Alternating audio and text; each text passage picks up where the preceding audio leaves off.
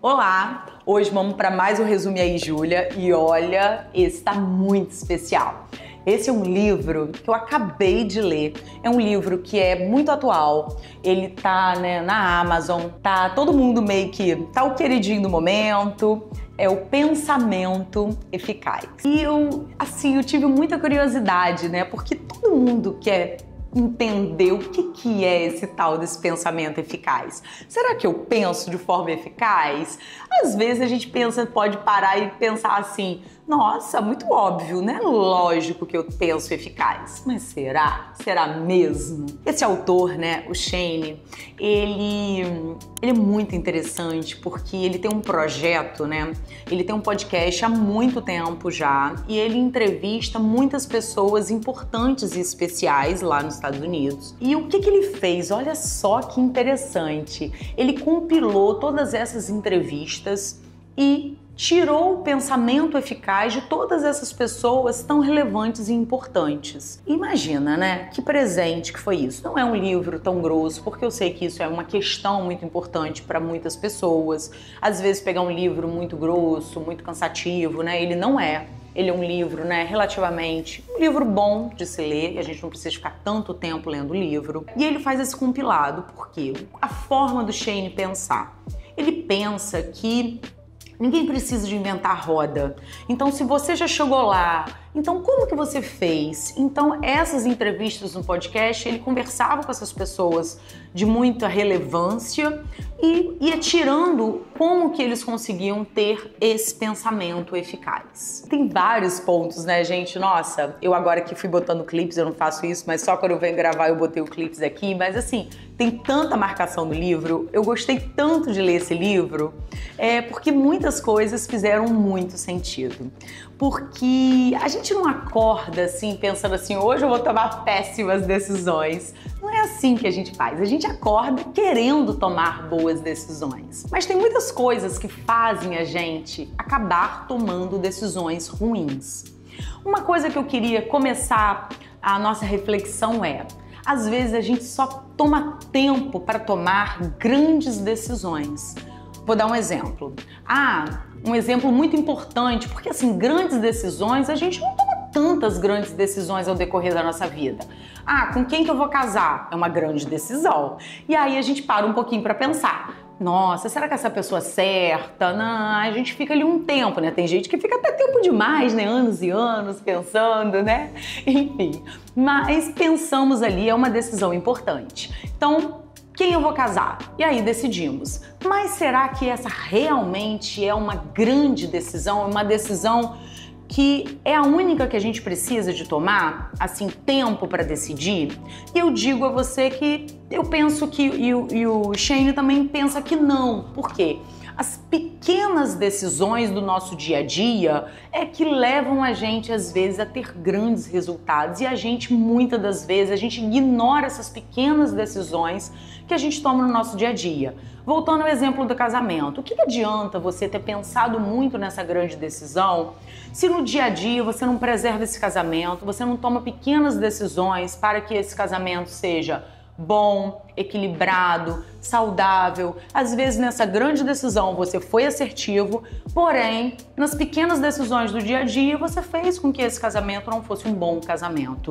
Porque a gente vai largando para lá as pequenas decisões, a gente vai meio que no modo automático. O modo automático para nossa mente é bom, a gente não precisa de sair da nossa inércia, a gente tende a manter os nossos mesmos comportamentos. Às vezes tem o tal do ego que vai levando a gente sempre para tomar decisões no dia a dia que não são legais. Às vezes a gente se inflama muito de sentimentos sem olhar para realmente o que está acontecendo, Então eu gosto sempre muito de dar um exemplo assim de coisas que tiram a nossa paz e às vezes intempestivamente a gente toma determinadas decisões emocionais que são péssimas e que às vezes mudam o rumo da nossa vida por causa de uma pequena decisão que não é bem tomada. E aí, você pode estar pensando assim, Júlia, Você sabe disso tudo, né? Você tá aí falando pra gente, você consegue? É claro que não. Mas eu queria só mostrar a vocês que a gente não pode tirar os olhos das pequenas decisões, do dia a dia mesmo, sabe? Da gente se avaliar e se olhar para o dia a dia e não focar só nas grandes decisões, não ignorar o poder das pequenas decisões do nosso dia.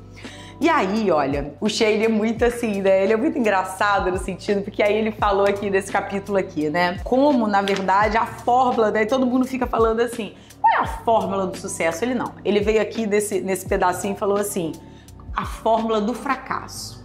Então, assim, dentro dessas pequenas decisões que a gente vai tomando, então às vezes talvez a gente não vai acertar sempre, mas algumas coisas fazem a gente errar sempre. E são essas aqui que ele elencou 4. Né? Conhecer os nossos padrões. Porque como que a gente foge de pequenas decisões tomadas de forma errada? Quando a gente se conhece, quando a gente entende o que leva a gente a tomar essas pequenas decisões de forma que não vai dar bom. Olha, ele botou aqui o padrão da nossa emoção. A gente tende a responder a sentimentos e não a argumentos e fatos. Pensa só como que a gente faz muito isso. A gente não olha para realmente o que está acontecendo de fato. A gente traz uma emoção ali para aquela situação e isso nem sempre é bom, porque a gente trata aquilo de uma forma deturpada.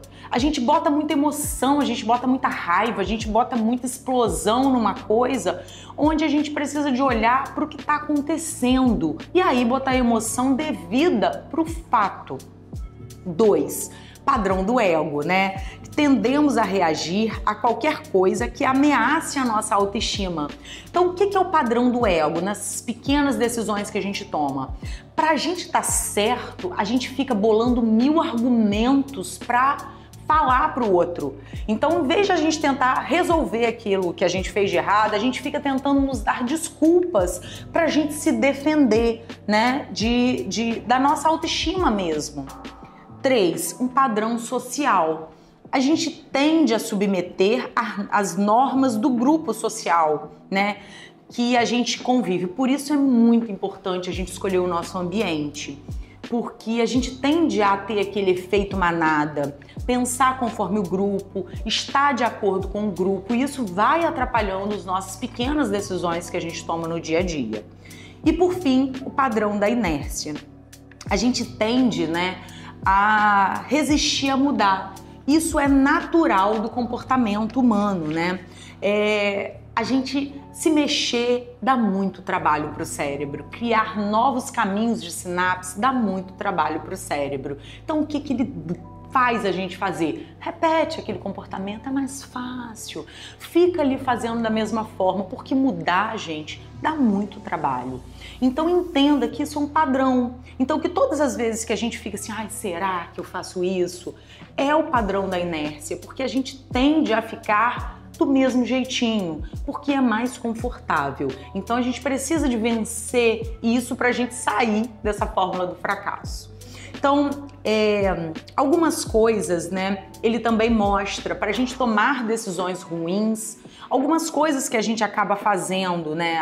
É importante a gente nos entender para a gente poder identificar esses padrões. Então, será que eu consigo tomar uma boa decisão quando eu tô com fome? Eu não consigo. Se eu tiver com fome, eu não raciocino, eu perco toda a minha centralidade se eu tiver com fome. Isso mexe muito comigo, mas talvez não mexa muito com você. Então, por isso que é importante a gente se conhecer. Tô com fome, tá tudo tranquilo, eu consigo tocar minha vida. Então, a gente precisa se conhecer para na hora de tomar uma boa decisão, a gente não tá nesse momento de fragilidade nosso. Sede, ele diz, isso não me afeta, cansaço, privação de sono, emoções, às vezes a gente está passando por um conflito pessoal. Será que é o melhor momento para você tomar uma decisão?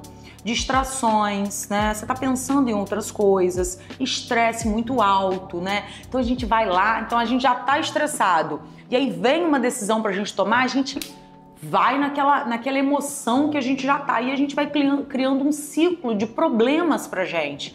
Eu costumo dizer, às vezes a gente tem uma caixinha de problema na nossa vida, porque não é a nossa vida toda que tá com problema, mas quando a gente deixa essas emoções, a gente acaba levando o problema para todos os âmbitos da nossa vida. Como assim, Júlia? Vou te dar um exemplo. Às vezes a gente tá com um problema financeiro e a gente acaba levando para, vamos botar em 3 caixinhas, né? Vamos botar a parte financeira, a nossa parte de trabalho e a nossa parte de vida, e vamos botar a quarta, a nossa parte espiritual. Tô com um problema em uma caixinha, financeiro. Aí eu chego no meu trabalho desmotivado, ou seja, se você tá com um problema financeiro, você vai trabalhar desmotivado, mais um problema que você vai arrumar. Daqui a pouco você tá demitido, aí seu problema financeiro vai aumentar. Você chega em casa, grita com todo mundo, briga com a esposa, briga com o marido, briga com os filhos, porque você tá com esse problema, ou seja, você vai criar mais um problema dentro da sua casa. E não consegue parar, conversar com Deus, se acalmar, porque você você se fixou em um lugar da sua vida estava com problema e você trouxe o problema para mais 3 lugares. Aonde que você vai ter conforto, descanso para esse lugar? Então a gente tem que aprender a separar, né? Aonde estou com problema e ok, eu sei que é difícil, mas a gente não pode sair levando o problema para todos os lugares da nossa vida, porque senão a gente não tem conforto em lugar nenhum. Então é muito importante a gente entender isso. Tô com estresse, mas em tudo, aonde eu posso de repente descansar, aonde eu posso tirar esse lugar, tomar uma melhor decisão. E vieses cognitivos, isso é uma coisa que a gente tem que prestar muita atenção, porque às vezes, né, a gente olha para uma situação já com viés nosso, alguma coisa que a gente já tá fixado na nossa mente, mas que nem sempre é real. Então, às vezes, a nossa mãe, o jeito que a gente foi criado, botou um viés cognitivo na gente. Olha, pessoas de determinado jeito são de determinado jeito. E a gente encontra aquela pessoa e a gente já olha para ela sem conhecer, botando ela naquele lugar. Mas nem sempre isso é real. Então, vamos esperar primeiro conhecer essa pessoa pra gente ver se bate com o nosso viés ou se realmente a gente pode ressignificar aquilo, porque nem sempre aquilo que eu pensava é verdade. E aí tem outro capítulo, né? Porque ele vai dividindo por capítulos, né? E aí ele tem um capítulo que é agir, né? Então, como a gente pensar de maneira eficaz para agir. Aí eu grifei um pedacinho aqui. Tomar uma decisão e executá-la é mais fácil do que parece e mais difícil do que os outros imaginam. Por quê? Por quê, né? Porque a gente tem medo de estar errado. Então isso faz com que a gente freie. Então, o que é difícil pra gente tomar uma decisão? Quando a gente se coloca no medo. Ai, meu Deus, e se eu estiver errado? Isso acaba travando a gente de tomar uma decisão. Existem 3 princípios que podem nos ajudar a saber quando parar de ponderar e começar a agir. E aí ele vai explicando os 3 princípios de ação. O princípio mais rápido possível, né? Que se o custo para desfazer a decisão for baixo, toma a decisão mais rápido possível. Gente, isso é muito legal da gente pensar. Então, tô aqui com uma decisão. O custo de você refazer aquilo ali é baixo, então toma a decisão, não fica demorando muito tempo para agir. Vou dar um exemplo. Às vezes a gente tá no restaurante, aí encontra aquela pessoa que demora 1 ano para escolher o prato. Gente, pelo amor de Deus. Ou seja, vai morrer porque cheguei aqui, não era o que eu queria. Come, na próxima vez você pede outro. Ou seja, o custo, qual é o custo de você comer aquilo que você talvez não imaginava, para de uma próxima vez você acertar. Então precisa de demorar tanto tempo para escolher uma coisa que, enfim, se der errado, não tem problema nenhum, sabe? Então isso vai fazendo a gente tomar decisões de forma assertiva e mais rápido, né? Princípio, o mais tarde possível. Se o custo para desfazer uma decisão for alto, demore o máximo tempo possível para decidir. Aí faz sentido. Vou tomar uma decisão onde, se eu tiver que desfazer essa decisão, vai me dar um trabalho danado, aí sim vale a pena você ficar mais um tempo pensando sobre isso, porque o custo do risco ou de desfazer é alto. E o terceiro, o princípio, parar, perder e saber. Interrompa a coleta de mais informações e põe em prática a sua decisão. Porque às vezes a gente fica num ciclo também de querer muitos dados para a gente conseguir tomar uma decisão. Será que você precisa de tantos dados assim para tomar uma decisão? Então, assim, colete os dados suficientes para você tomar uma decisão e decida. Enfim, gente, eu grifei muitas coisas. Agora, querer o que importa, né? Esse é o capítulo 5. A boa tomada de decisões se resume a duas coisas. Olha só que legal, gente. Duas coisas, hein? Saber como conseguir o que você deseja e saber o que vale a pena querer. Olha que coisa legal para a gente refletir. Então, ou seja, pensar o que realmente importa. Na hora de você tomar uma decisão, pensa no que realmente importa para você. E por que eu parei um pouquinho aqui para falar isso para você?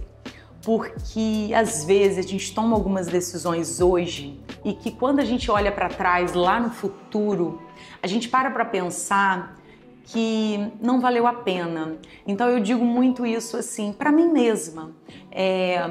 Se eu tiver que sacrificar hoje, por exemplo, o meu trabalho é muito importante para mim, eu sou muito feliz fazendo o que eu faço, mas eu não tiro o olho do que realmente importa para mim na hora de tomar algumas decisões. Então, trabalhar longe da minha casa, não almoçar com os meus filhos, nada disso faz sentido, porque aonde eu quero chegar daqui a 30, 40 anos? Eu quero estar do lado da minha família.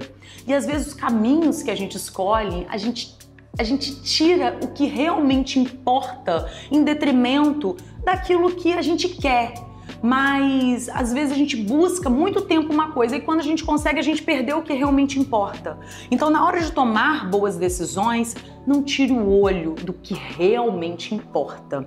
Isso ajuda a gente a tomar melhores decisões, decisões mais importantes. Eu não sei se você já ouviu falar, né? Eu tô aqui já no último pedacinho do livro, Memento Mori, e eu quis trazer um pouquinho disso, porque faz muito sentido sobre decisões, pensamento eficaz, decisões que a gente toma no nosso dia. É que Memento Mori é uma expressão, né, que é usada para a gente nunca esquecer que todos nós vamos morrer. Então ele termina, né, um dos últimos capítulos do livro falando sobre isso. É a gente limpar, ele convidou aqui nesse capítulo para a gente limpar nossa mente, se imaginar sentado num banco de praça, quando a gente, imagina, com 80 anos, e a gente olhar para trás e imaginar assim, quem eu queria que estivesse do meu lado agora, aonde eu queria estar, como eu queria estar, e a gente se imaginar mesmo, sabe, nesse banco de praça com 80 anos. E todas as nossas decisões precisam ser coerentes com esse pensamento. Eu acho que muitas vezes a gente se imagina com 80 anos, mas será que a gente está trabalhando de forma assertiva para chegar nesse lugar exatamente com o que a gente está construindo? Então, não se arrependa, sabe? Eu acho que o momento é agora da gente fazer o que precisa ser feito, tomar boas decisões, porém, sem olhar para os olhos para o que realmente importa.